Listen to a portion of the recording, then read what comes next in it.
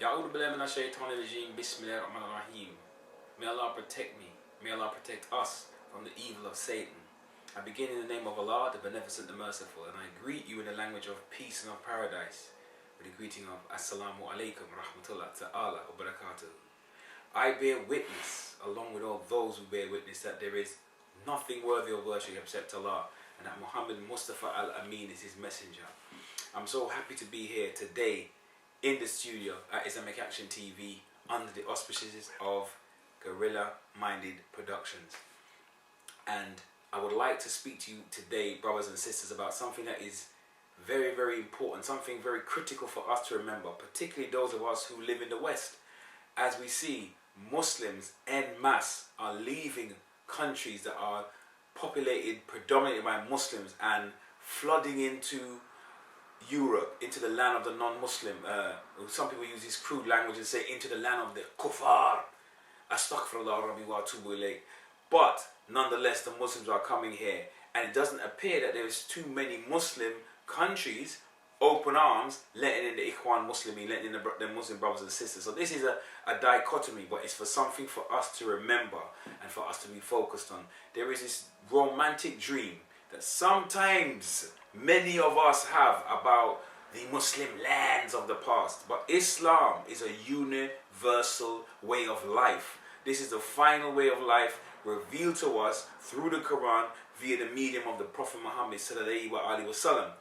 So this means that this spiritual path, this moral code and this moral teaching is for all places should I say, at all times.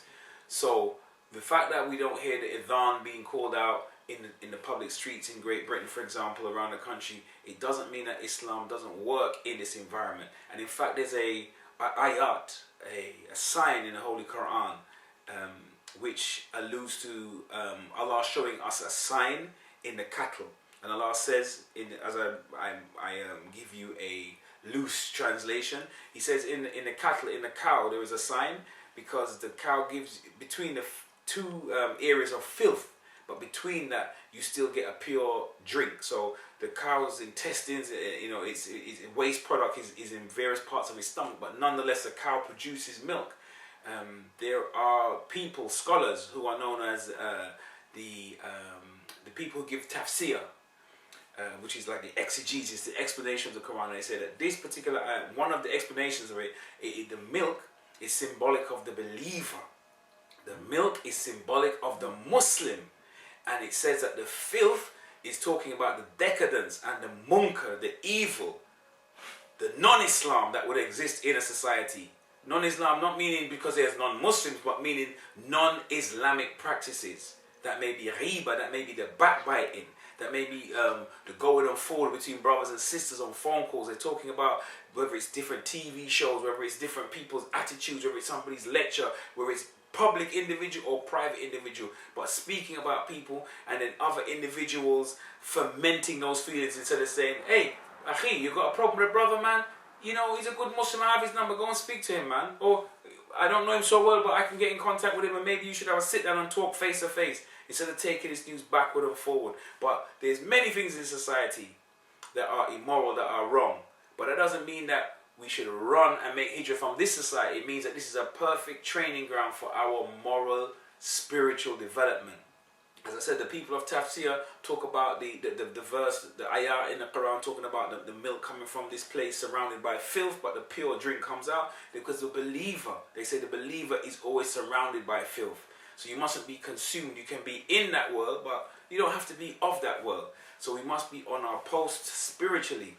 This teaching, what the Prophet Muhammad, peace and blessings be upon him, brought, is a teaching, is a metaphysical science. This is deep science. This is high-powered spirituality, brothers and sisters. Sometimes we take it for granted. We don't know the blessing that Allah has given us.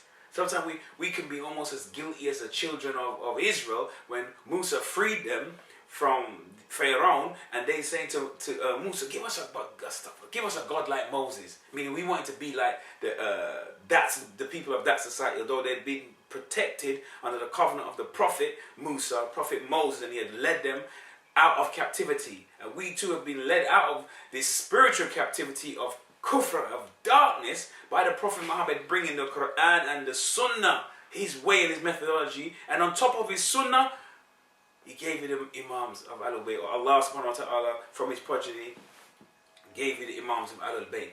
So we have this high-powered metaphysical, this spiritual teaching, and we must apply it. Don't have the Quran on the shelf as something like a museum piece that is beautiful and it's something that's taken out on special occasions to be recited when a baby's born, or when somebody dies, or when somebody gets married. It must be a part of our daily life, and applying the science that's within that holy book, our holy book, the holy book for the whole of humanity.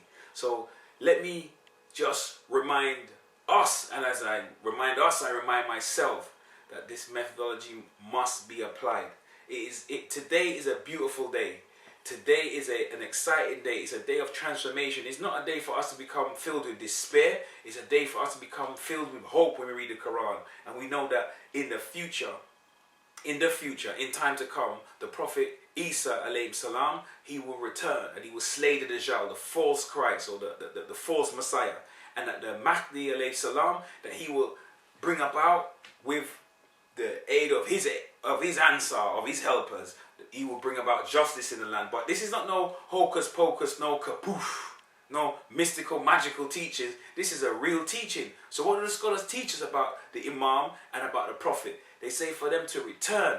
One of the signs is that haqq must be separated from batil. The truth must be separated from falsehood. So Muslim brothers and sisters, we have a mouth. Let's open our mouth and enjoy the good. Let's open our mouths and encourage one another to higher spirituality and better behavior. But also, let's not hide in the mosque and let Islam be a thing in the mosque where it's just we get all Islamic in the mosque and then we come out into the quote unquote secular society. I don't know where that is, but this safety zone of Islam, everybody's hijabbed up, and we control this environment. But outside, we're all shooken up, we're all shaken up, we're all shaky. Let's keep it real. Let's not be drowning. Let us walk tall, walk proud. Proud as in dignity, not as in puffed with pride, but walk with our dignity. Be proud to be Muslims, to represent the faith, and to remember not to become forgetful, because the shaitan is one who makes us forget. The shaitan, the wiswasu, is one that comes to us continuously, backward and forward, encouraging us to speak ill of our Muslim brothers and sisters and to make assumptions about our Muslim brothers and sisters which are negative. So we have to be careful. We've done the Ramadan. Ramadan has passed, and we're going down the stretch, and we're looking into the month of Muharram, which is coming up. And we don't want to get into the month of Muharram and it's just ritualistic recitation of ancient history, and we just have people who are storytellers. No, we're trying to extract the teachings from the narrative, the grand narrative of Imam Hussein alayhi salam and his Sahaba.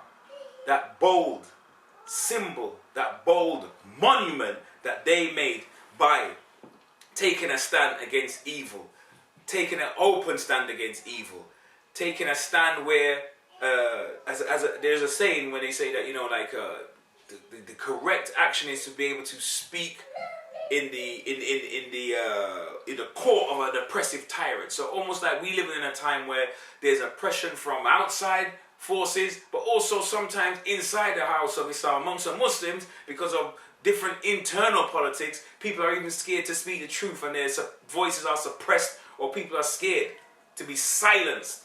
But this is not the day for that, because of Allah subhanahu wa ta'ala has given us this book, this methodology, and this beautiful opportunity, this thing called life, and a free will, and an akhl. So we're right here in baby London, or we're right here in London, and this is one of the most powerful places, or the most symbolic place in the world, and we're